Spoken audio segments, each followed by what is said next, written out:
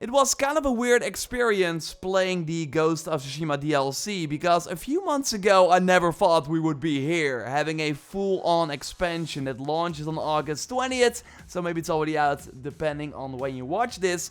We got a brand new island to explore, new items to earn, a really cool story to experience, some brand new activities, and way more. So in this video, I want to give you an overview of all the new content in this $20 DLC or $30 if you immediately upgrade from PS4 to PS5. There will be no main story spoilers, of course, in this video. A like on the video would really help me out. And let's go. The Iki Island map has a decent size. We see it here nicely when comparing it to Tsushima on this New Game Plus save. Sure, it's totally not as big as the first region, but as the developers noted, it does feel like the same amount of content. So this basically means that there are less empty spaces and more interesting things happening close to each other. In terms of environment, it's also way more diverse than any other region we got in the main game. From lush forest to beaches. My personal favorite is this overgrown area, kind of giving me Horizon vibes in a way. And don't worry, the flower fields are still there too. And in terms of activities you find in the open world, there are totally some familiar ones, like the haiku are back, you can take a bath again if you want, and the bamboo strikes are back too. And by the way, if you got all of them in the main game, then the ones you find on Iki lets you regenerate resolve out of combat, which is quite nice. And next to variants of the familiar activities, you also find a ton of new ones on Iki Island. An archery challenge with a bronze, silver and gold medal that totally requires you to use that concentration technique. And by completing all 8 archery challenges, you also increase the time you can use this ability via a special charm. And you also earn new charms from the animal sanctuaries that have you move the controller up and down to play a flute to get the animal close to you. Complete this will not only let you pet the animal, but it also gives you a rank 1 version of a particular charm. And one of these new charms lets you shoot 3 arrows with a bow at once. I will go more in depth on these really fun new charms in a separate video, but they really can change the gameplay up in interesting ways. My favorite new side activity that you find in the open world are the small memory sequences that you experienced as a younger Jin. I will only say this about it. I did not expect this DLC to go this deep into Jin's backstory. Where some DLCs, like the Valhalla DLCs recently, or for example the Frozen Wilds from Horizon Zero Dawn, felt more like a side story that Aloy had to go chase, this really is a must-play addition if you want to learn more about Jin's past and see him struggle with some events. And even the main story of Iki Island plays around with this a lot too, which I did not expect. So that makes it even more fun to play through, in my opinion. And regarding the side activities, in the main game there were only a handful of things you would find on the map when going to a question mark. Now on Iki Island, the question marks are way more varied. So you're not constantly chasing a fox, for example, but instead are more surprised and excited to see what's next. Of course, the random Mongol patrols and encounters are still in the world too. Nothing new here, only the enemies themselves, of course. The big new targets are the shamans, who you want to take out as soon as possible as they buff other Mongols, which makes them hit harder, more aggressive and almost unkillable on higher difficulties. The problem is though that these shaman Mongols are always in the back, so you have to ignore some other targets and run their way to take them out as soon as possible. There are no new stances in the expansion, but changing between the existing stances is way more important now because of the brand new enemies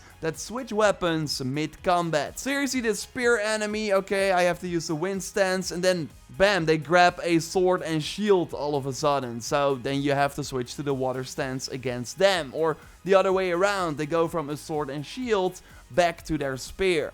This makes like switching stances even more crucial, even when fighting one-on-one. And I think that's a really cool change. You also got these pretty crazy new enemies with a staff-like weapon with blades on 2 sides that are super aggressive. Like, these are the most pain, in my opinion, on Iki Island. Very unpredictable, but yeah, totally a fun new addition. Although I would overall argue that they really said, okay, this is going to be super challenging. Did not really feel that. Dennis played through it on the lethal difficulty and also thought like if you have a nice build, that it's totally manageable. Now, the most difficult thing on Iki Island, in my opinion, are the duels you can do. Yes, regular duels are back as well, and you can now replay them at any time thanks to the new updates, which should be free for everyone. We'll touch on all those free additions in a future video, by the way. Now, but Iki Island has a new form of dueling, a non-lethal one, where you fight with wooden sticks and have to respect the enemy more. One hit is namely a point, after which you have to wait before you can strike again.